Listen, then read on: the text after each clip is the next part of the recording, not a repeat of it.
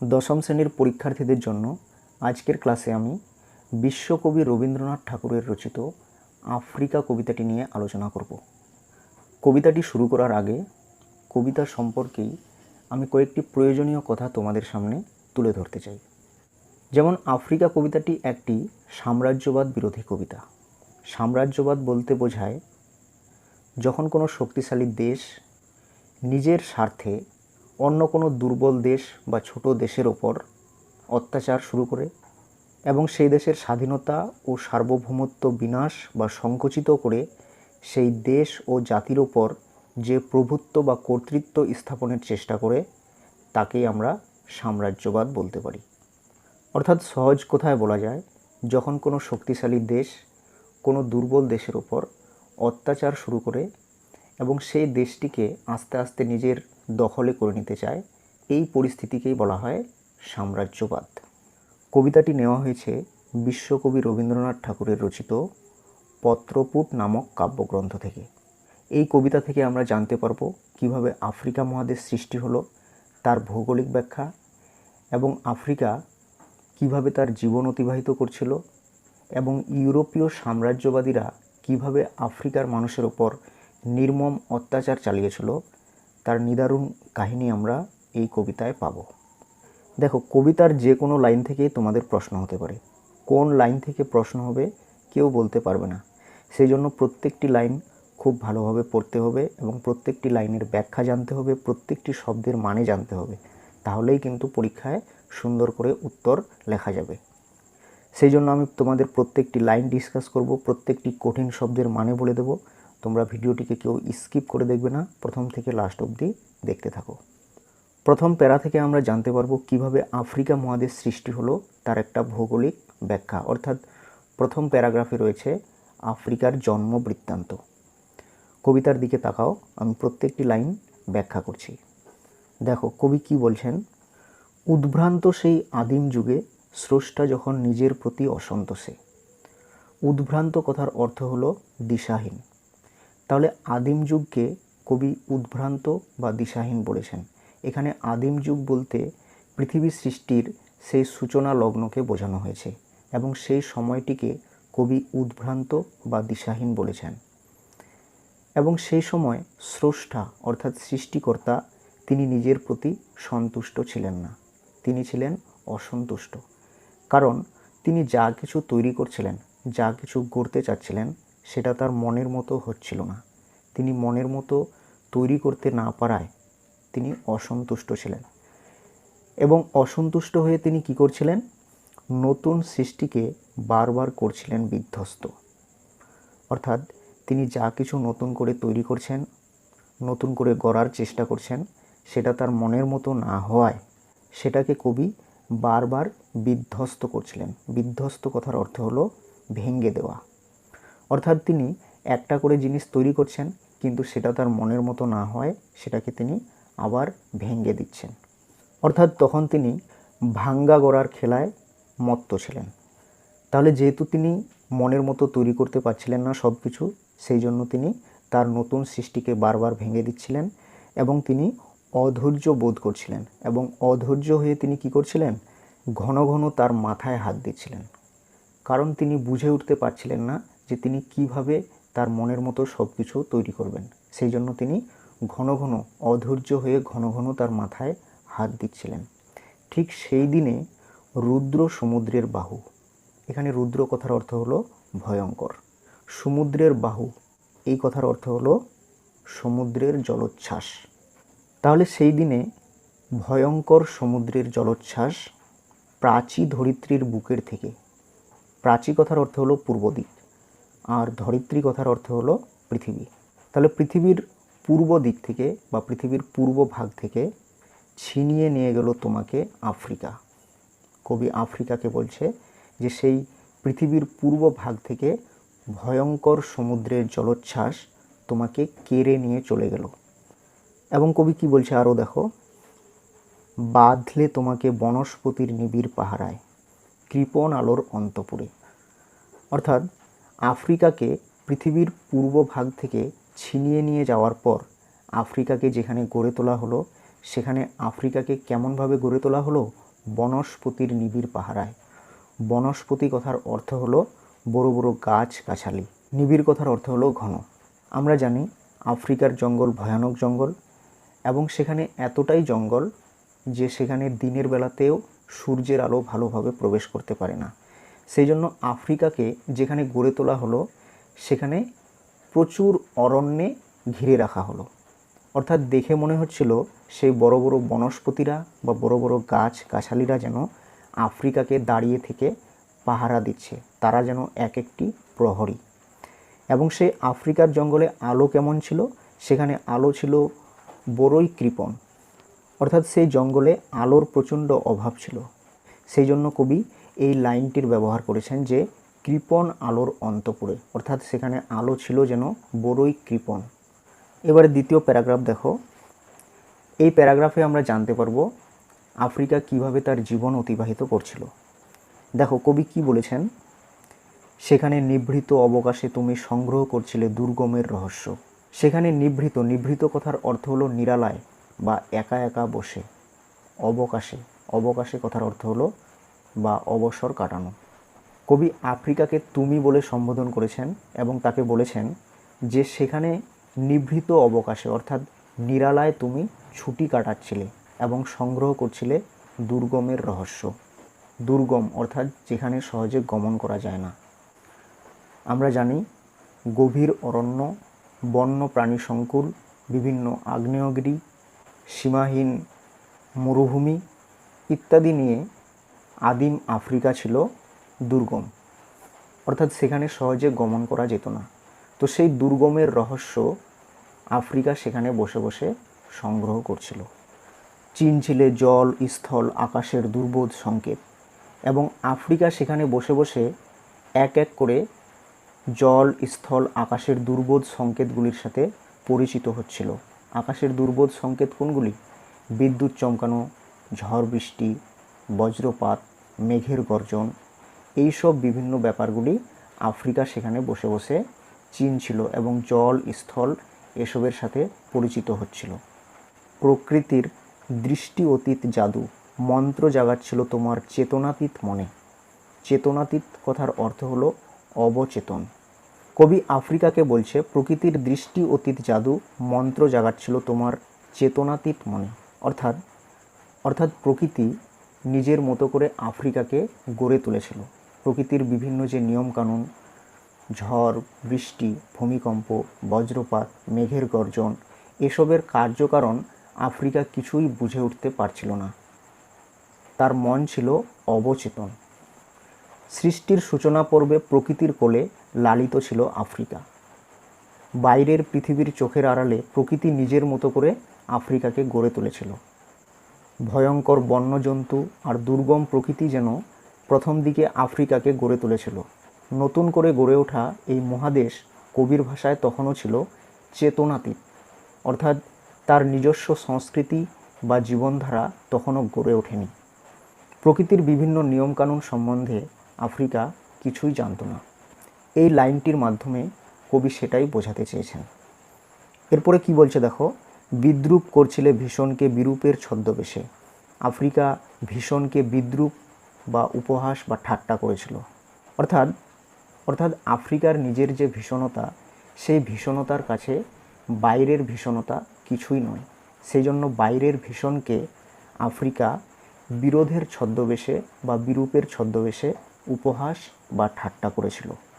এরপরে কবি বলছে শঙ্কাকে চাচ্ছিলে হার মানাতে, আপনাকে উগ্র করে বিভীষিকার প্রচণ্ড মহিমায় তাণ্ডবের দুন্দুভি নিনাদে। শঙ্কা কথার অর্থ হলো ভয়, চাচ্ছিলে কথার অর্থ হলো চাইছিলে।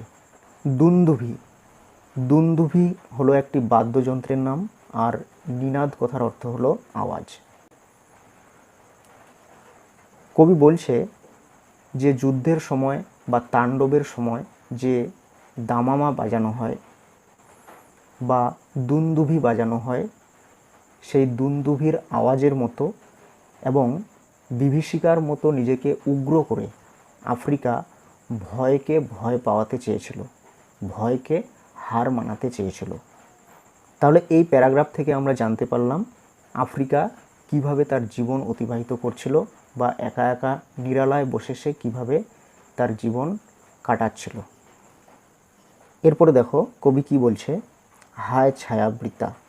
ছায়াবৃতা কথার অর্থ হলো ছায়ায় ঢাকা। কালো ঘোমটার নিচে অপরিচিত ছিল তোমার মানব রূপ, উপেক্ষার আবিল দৃষ্টিতে। কবি আফ্রিকাকে ছায়াবৃতা কেন বলেছে? কারণ আফ্রিকা মহাদেশ সবসময় ছায়ায় ঢাকা থাকতো। সেখানে নিবিড় অরণ্য এবং বড় বড় বনস্পতি, সেই জন্য আফ্রিকায় সূর্যের আলো খুব একটা দেখা যেত না, বা সূর্যের আলো তার জঙ্গলে প্রবেশ করতে পারতো না। সেই জন্য তাকে দেখে মনে হতো সে যেন সবসময় ছায়ায় ঢাকা রয়েছে, সেই জন্য কবি তাকে ছায়াবৃতা বলেছে। এবং বলেছে কালো ঘোমটার নিচে অপরিচিত ছিল তোমার মানব রূপ, এবং তাকে দেখে মনে হচ্ছিল সে যেন একটা ঘোমটা পরা মেয়ে, সে যেন ঘোমটা পরে আছে, কালো ঘোমটা পরে আছে। সেই জন্য আফ্রিকার যে একটা মানব রূপ ছিল, তারও যে মানুষের মতো রূপ রয়েছে, সেটা বাইরের মানুষের কাছে অপরিচিত ছিল। মানুষ আফ্রিকার সম্বন্ধে কিছুই জানতো না, সেই জন্য সবাই তাকে উপেক্ষা করত, অর্থাৎ অবহেলা করত, এবং আবিল দৃষ্টিতে বা ঝাপসা দৃষ্টিতে তার দিকে তাকাতো। আমরা সকলেই জানি আফ্রিকা মহাদেশকে অন্ধকারাচ্ছন্ন মহাদেশ বলা হয়, কারণ আফ্রিকার জঙ্গল ভয়ানক জঙ্গল, এবং সেখানে বিভিন্ন হিংস্র জীবজন্তুর বসবাস, আরও ইত্যাদি ইত্যাদি কারণে প্রাচীন আফ্রিকা ছিল দুর্গম। সেই জন্য তাকে অন্ধকারাচ্ছন্ন মহাদেশও বলা হয়ে থাকে। এবং এইসব কারণের জন্যই বিদেশিরা আফ্রিকায় সহজে প্রবেশ করতে পারতো না, বা দুষ্কৃতীরা আফ্রিকায় সহজে প্রবেশ করতে পারতো না। কিন্তু যখন ইউরোপীয় সাম্রাজ্যবাদীরা আফ্রিকার মানুষের কথা জানতে পারল, আফ্রিকার সম্পদের কথা জানতে পারল, তারা তখন কি করলো? আফ্রিকার জঙ্গলে এসে হানা দিল। কবি কি বলছে দেখো, এলো ওরা লোহার হাতকড়ি নিয়ে। ওরা, এখানে ওরা বলতে কবি ইউরোপীয় সাম্রাজ্যবাদীদেরকে বুঝিয়েছেন, যারা আফ্রিকার মানুষের ওপর এসে অত্যাচার চালিয়েছিল, নির্মম অত্যাচার, অমানবিক অত্যাচার, তাদেরকেই এখানে কবি ওরা বলে সম্বোধন করেছেন। তারা কিভাবে এসেছিল? লোহার হাতকড়ি নিয়ে। হাতকড়ি অর্থাৎ যা দিয়ে হাতকে বেঁধে রাখা হয়। তাহলে সেই সাম্রাজ্যবাদীরা লোহার হাতকড়ি নিয়ে এসেছিল কেন? কারণ তারা আফ্রিকার নিরীহ মানুষগুলিকে বন্দি করে কৃতদাসে পরিণত করবে, সেই জন্যই তারা আফ্রিকায় এসে হানা দিয়েছিল। এরপরে কবি বলছে, নখ যাদের তীক্ষ্ণ তোমার নেকড়ের চেয়ে, অর্থাৎ কবি আফ্রিকাকে বলছেন যে তোমার জঙ্গলে যত ক্ষুধার্ত নেকড়ে রয়েছে, যত হিংস্র জীবজন্তু রয়েছে, তাদের নখ যতটা না ধারালো, তার চাইতেও বেশি ধারালো নখ কাদের?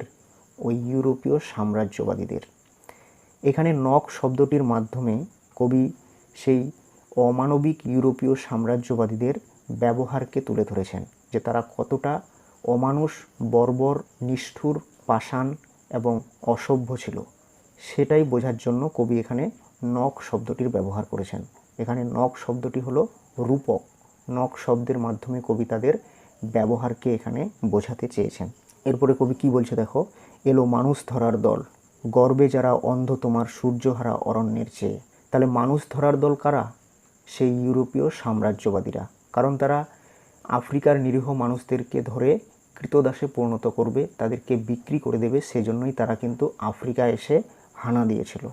এবং তারা গর্বে কতটা অন্ধ? কবি আফ্রিকাকে বলছে যে তোমার জঙ্গলে তো সূর্য দেখা যায় না, সূর্যের আলো তোমার জঙ্গলে প্রবেশ করতে পারে না, সেই জন্য তোমার জঙ্গল সবসময়ই অন্ধকার, এবং সেখানে কেউ প্রবেশ করলে সে যেন অন্ধ হয়ে যায়।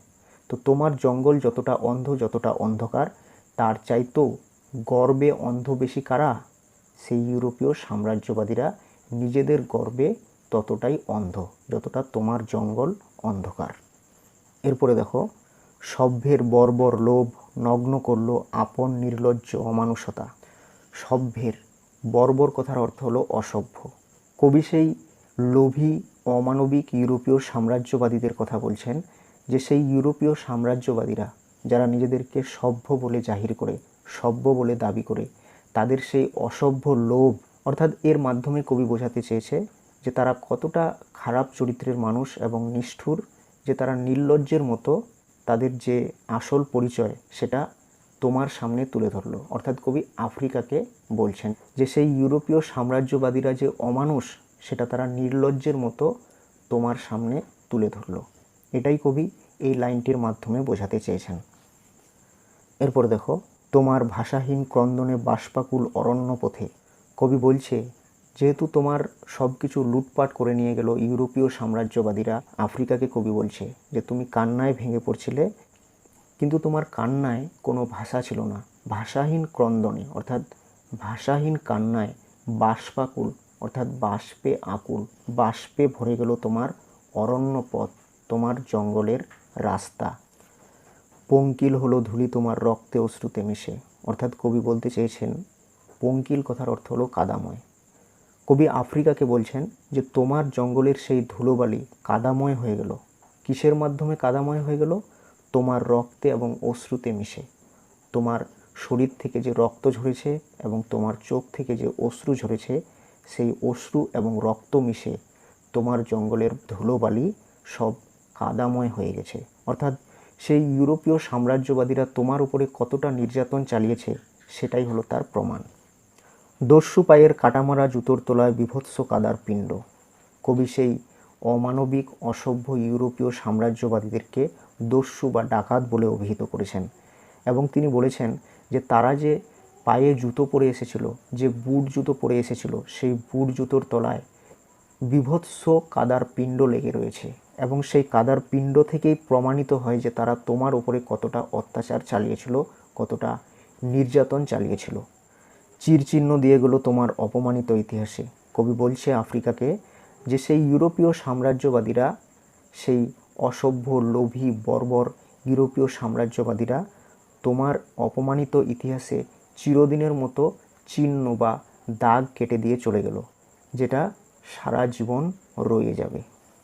এবারে পরের প্যারাগ্রাফটি দেখো, সমুদ্র পাড়ে সেই মুহূর্তেই তাদের পাড়ায় পাড়ায় মন্দিরে বাজছিল পূজার ঘণ্টা, সকালে সন্ধ্যায় দয়াময় দেবতার নামে। কবি বলছে সমুদ্র পাড়ে অর্থাৎ সমুদ্রের ওই পাড়ে, সমুদ্রের একদিকে ইউরোপীয় সাম্রাজ্যবাদীরা আফ্রিকার মানুষের ওপর নিদারুণ বর্বর অত্যাচার চালাচ্ছে, কিন্তু সমুদ্রের অপর দিকে সম্পূর্ণ বিপরীত ছবি। সেখানে কি হচ্ছে দেখো, বলছে সেই মুহূর্তে অর্থাৎ যেই মুহূর্তে ইউরোপীয় সাম্রাজ্যবাদীরা আফ্রিকার মানুষের ওপর অত্যাচার চালাচ্ছিল, সেই মুহূর্তেই সেই সময়ই তাদের পাড়ায় পাড়ায়, তাদের বলতে ইউরোপীয় সাম্রাজ্যবাদীদের পাড়ায় পাড়ায় যে মন্দির রয়েছে সেই মন্দিরে পূজার ঘণ্টা বাজছিল সকালে এবং সন্ধ্যায় দয়াময় দেবতাগুলির নামে। তাদের শিশুরা খেলছিল মায়ের কোলে, অর্থাৎ তাদের পাড়ায় সম্পূর্ণ শান্তির পরিবেশ বিরাজ করছিল। সেই ইউরোপীয় সাম্রাজ্যবাদীদের পাড়ায় তখন সম্পূর্ণ শান্তির পরিবেশ বিরাজ করছিল এবং তাদের শিশুরা তাদের মায়ের কোলে খেলছিল। আর সেই সময় কবির সঙ্গীতে বেজে উঠেছিল সুন্দরের আরাধনা। এবারে শেষের প্যারাগ্রাফটি দেখো, আজ যখন পশ্চিম দিগন্তে প্রদোষকাল ঝঞ্ঝা বাতাসের ঊর্ধ্বশ্বাস। কবি বলছে আজ যখন পশ্চিম দিগন্তে অর্থাৎ পশ্চিম দিকের শেষে প্রদোষকাল অর্থাৎ সন্ধ্যাকাল, ঝঞ্ঝা বাতাসের ঊর্ধ্বশ্বাস, তখন দমকা বাতাসে বা দমকা হাওয়ায় দম বন্ধ হয়ে যাওয়ার মতো পরিস্থিতি।